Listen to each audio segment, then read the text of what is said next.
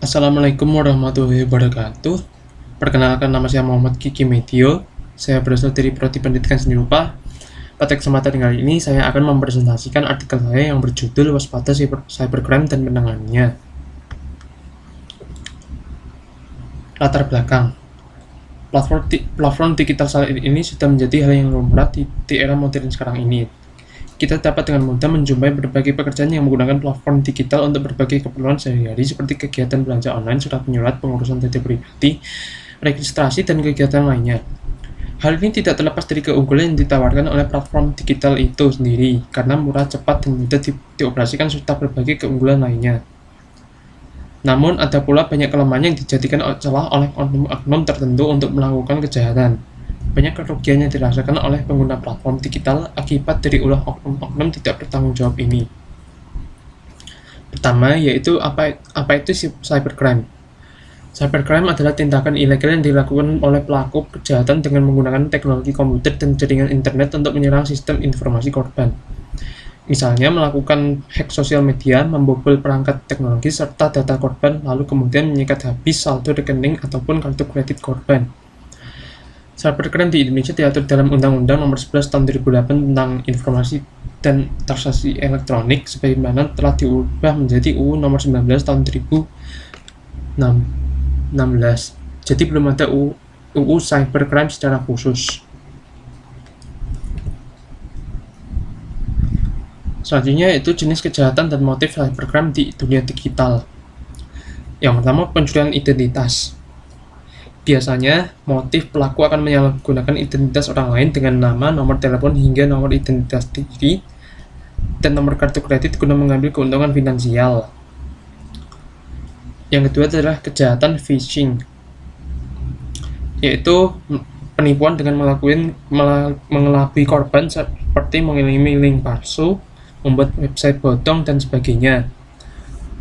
Tujuannya mencuri data penting korban seperti identitas diri, password, kode PIN, dan kode OTP. Yang ketiga, kejahatan carding, yaitu kejahatan yang dilakukan dengan transaksi menggunakan kartu kredit milik orang lain. Pelaku akan menyalahgunakan kartu kredit korban setelah mendapatkan nomornya dari situs-situs tertentu atau dari manapun itu untuk kepentingannya sendiri. Keempat, keserangan ransomware adalah malware atau software jahat yang bukan hanya bisa menginfeksi komputer tapi juga menyandera data pengguna. Biasanya pelaku akan meminta uang tebusan pada korban untuk menghilangkan ransomware-nya. Apabila korban menolak, pelaku akan mengancam akan membuat data menjadi korup alias tidak bisa digunakan lagi. Yang kelima, penipuan online. Seperti modus penipuan berkedok foto selfie dengan KTP atau identitas diri untuk meregistrasi online akun keuangan kayak seperti dompet digital, pay letter, pinjaman online, sampai daftar rekening bank online. Yang keenam, SIM swap, modus penipuan dengan mengambil alih nomor ponsel atau kartu SIM ponsel. Tujuannya meretas akun perbankan seseorang. Yang ketujuh, peretasan situs dan email. Istilahnya device, website, dan email. Jenis kejahatan cybercrime dengan cara meretas sebuah situs ataupun email serta mengubah tampilannya.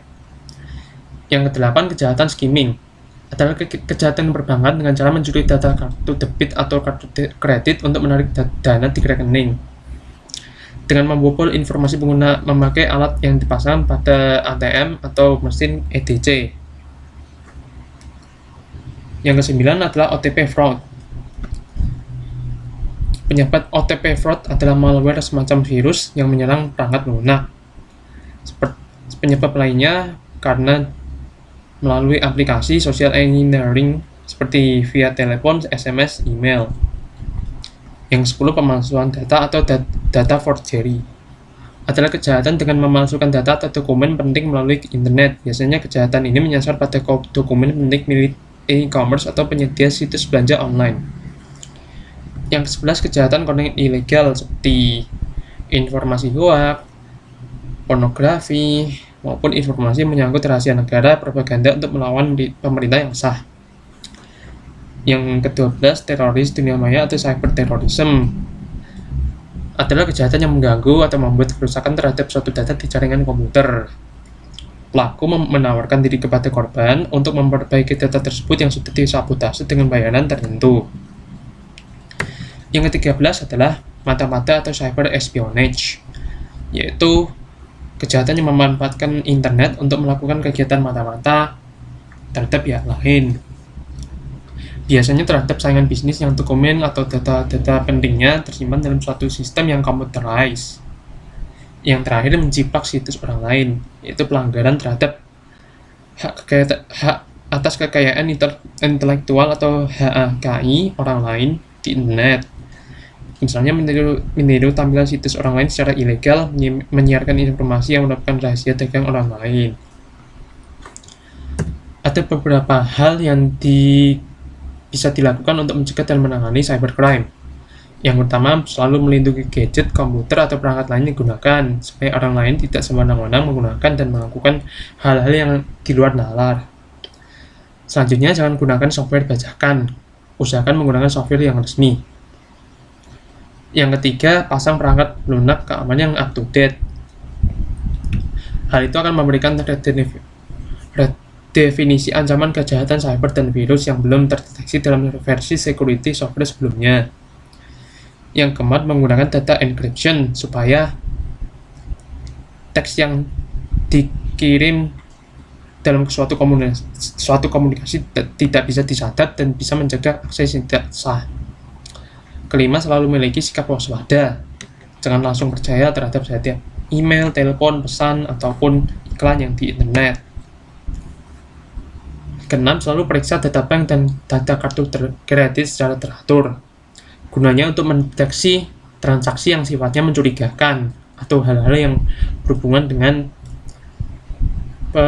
penipuan transaksi yang terjadi di m-banking. Yang ketujuh, rajin mengganti kata sandi. Pastikan menggunakan komunikasi karakter, huruf, angka, atau simbol yang rumit supaya tidak mudah dibobol. Yang kedelapan, backup data-data secara rutin supaya data tetap selamat jika sewaktu-waktu ada pencurian data atau kesalahan dalam sistem perangkat yang digunakan.